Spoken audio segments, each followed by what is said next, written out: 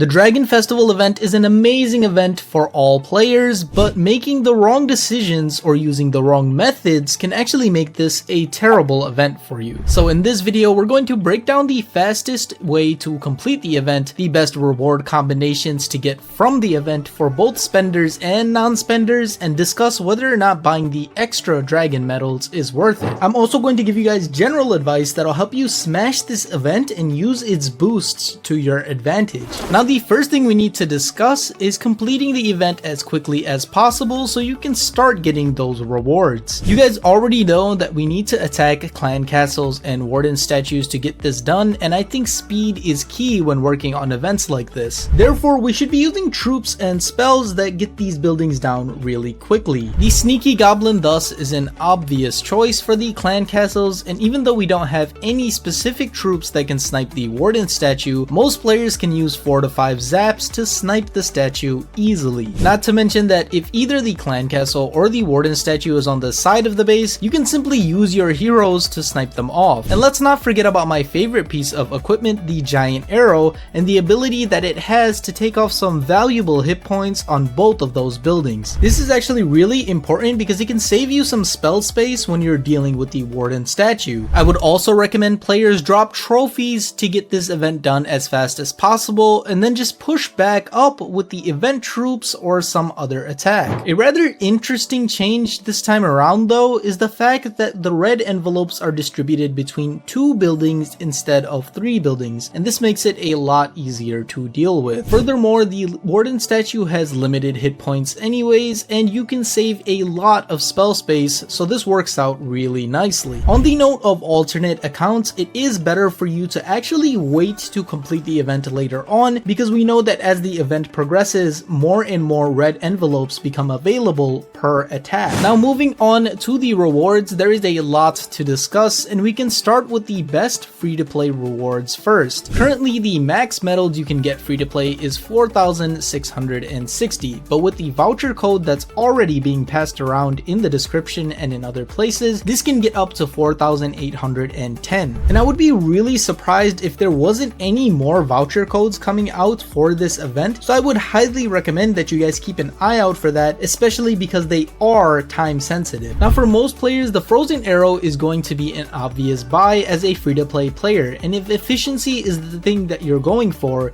then I would get the following package: frozen arrow and 6 packs of glowy ores. Now, a lot of you are probably shook right now that I didn't mention any types of books, but let me go ahead and explain. First of all, the books cost 1,900 dragon medals, and you only have 1,700 left after the frozen arrow, so unless you get any vouchers, you won't be able to afford them. But since we don't know if we're gonna get any of the vouchers, I would actually wait on buying those glowy ores. But why the glowy ore and not the starry ores or shiny ores or even a book of heroes? The utility of the book of heroes has decreased tremendously due to the hero potion, since you can just bypass not having high level heroes. But you can never do this with ore, and even though we're getting tons of ore from the event, you will run out quick due to the lack of a time component to the equipment upgrades. After doing the math, we can see that glowy ore is the limiting resource because most players are warring pretty frequently, and there's not a lot of use for starry ore because there's only 2 pieces of epic equipment right now. Thus, the frozen arrow and the glowy ore is currently the best combination, but if we get some more vouchers, then I would get the frozen arrow and a book of building or a book of fighting for efficiency. For those that are looking towards cosmetics, the frozen arrow in one of the decorations is a good option, but I want you to wait on spending any more after that, because if we get 350 more medals, you can get the other decoration as well. And for those of you that don't even care about the frozen arrow and you guys just want the warden skin, you would just buy the skin and then get a pack of glowy ores once you can afford it. And those are the 3 packages that I would recommend for free-to-play players based on what is important to them. For those who are buying the event pass, you're going to get a total of 9,810 dragon medals. For the best efficiency package, I think the best deal is the frozen arrow, followed up by a combination of 3 books from either the books of fighting or the books of building, and after that you can get as many glowy ore packs as you can to finish it off. Now, for those of you that want the frozen arrow and the new warden skin, I would recommend the frozen arrow, the warden skin, and then either a book of building or a book of fighting along with with glowy ore packs to finish off any new voucher medals. Now for those of you who are looking for the best cosmetics package, it actually works out pretty nicely. You can get the frozen arrow, the warden skin, and then both of the new decorations if you'd like, and it should work out rather perfectly. Now those are the combinations that I would recommend for any player out there who has the event pass.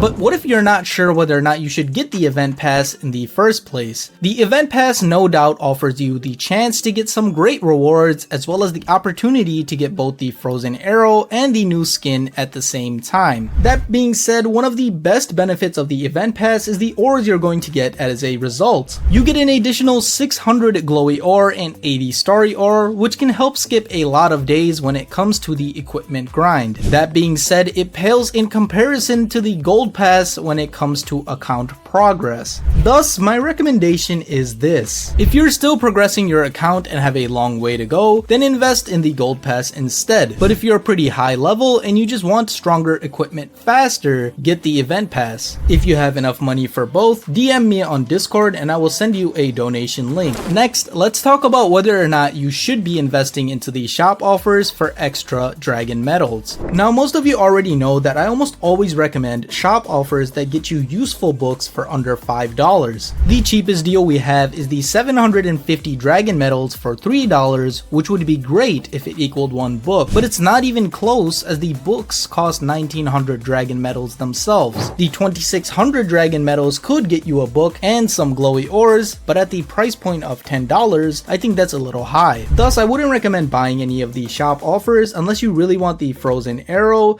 the new skin, and you don't mind getting a little bit worse value by spending on the offers right now. Now, last but not least, let's talk about some quick tips that all players can use to maximize this event. The new Azure Dragon is comparable to the Super Dragon, but it unlocks a lot earlier. So if you're at a lower town hall level, spam this troop and you can completely dominate with it. One of the biggest benefits to this event is the 30% faster training speed. Even outside of the new equipment and event rewards, all players can use this to farm a lot faster and progress their bases. It is safe to throw a few levels into the frozen arrow once you get it, but I will do a full analysis on it soon, and you might have to wait for that because I have to check if it's worth investing into. And with all of that being said, you guys should be able to maximize the Lunar New Year event, get the brand new piece of equipment, but if you can't upgrade that piece of equipment, it's probably not going to be worth it at all. That's why you need to watch this video right here, which breaks down the fastest ways that players can get ores so that they can upgrade their equipment as fast as possible. Also, in the next video, we're going to be talking about whether or not the frozen arrow is worth it for you to upgrade, as well as how you should go about doing that, so make sure to subscribe.